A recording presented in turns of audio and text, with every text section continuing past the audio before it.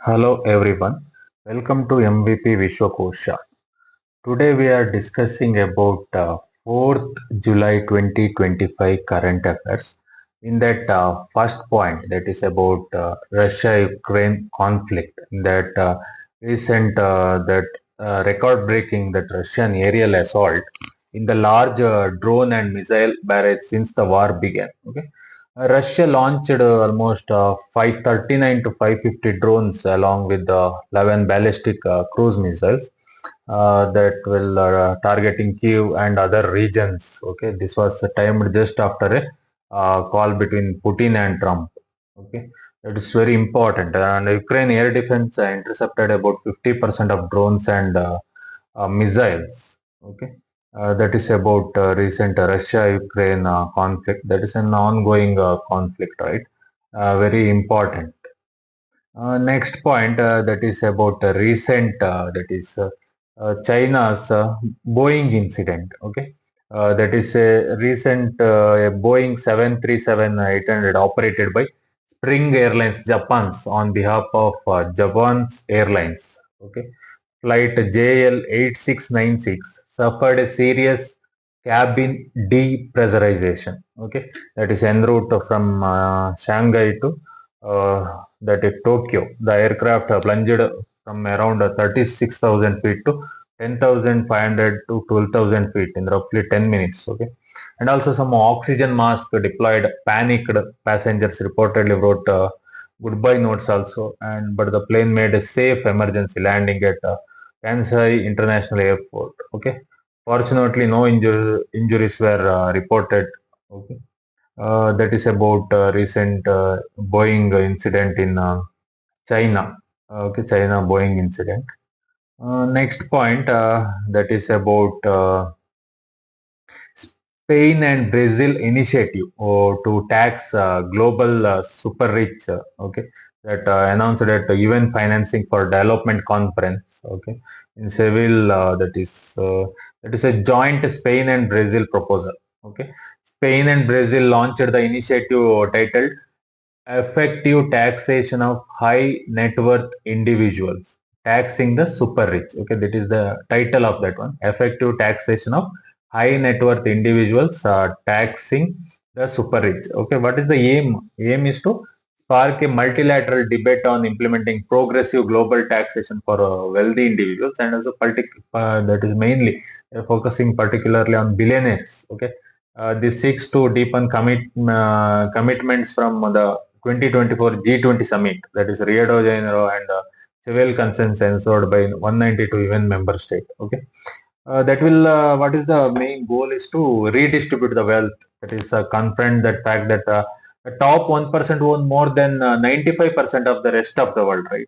So that should be redistributed. So that is the main goal, and also enhance social cohesion. That is high net worth individual often play disproportionately lower effective tax rates, sometimes lower than average workers also, and also strengthen the system. The plan includes improving tax data, closing loopholes, and peer-to-peer policy learning and capacity building. Okay, that is very important. That is about recent joint Spain and Brazil proposal. Okay, that is a proposal, very important.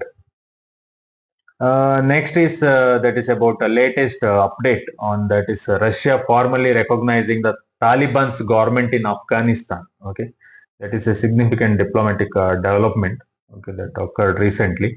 It is a historic first that Russia full recognition that Russia became the first country in the world to formally recognize the Taliban-led Islamic Emirate of Afghanistan. Okay, this came after Moscow removed the Taliban from the list of outlawed organization and accepted credentials from ambassador. Okay, Gul Hassan and Russia's foreign ministry stated this recognition aimed at fostering the productive bilateral cooperation. This will strategic motivation that Russia shift significance, a deeper engagement strategy works across trade, energy, transport, and agriculture, infrastructure, and counter terrorism.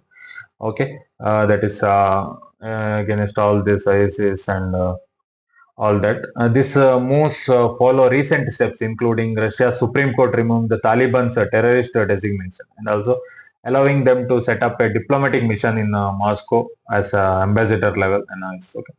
Very important that recent Russia diplomatic move and very important. Next point that is about recent news that is Pakistan's involvement in upcoming men's hockey Asia Cup in India. Okay, still that is awaiting government green light. Okay, still that amid India-Pakistan tension. As of early July, Pakistan Sports Board and Hockey Federation have not yet received formal clearance from their government to send their teams, okay, senior and junior, to India for Asia Cup. Okay, that is in Rajgir in Bihar, and Junior World Cup, it is in Chennai, Madurai. Okay.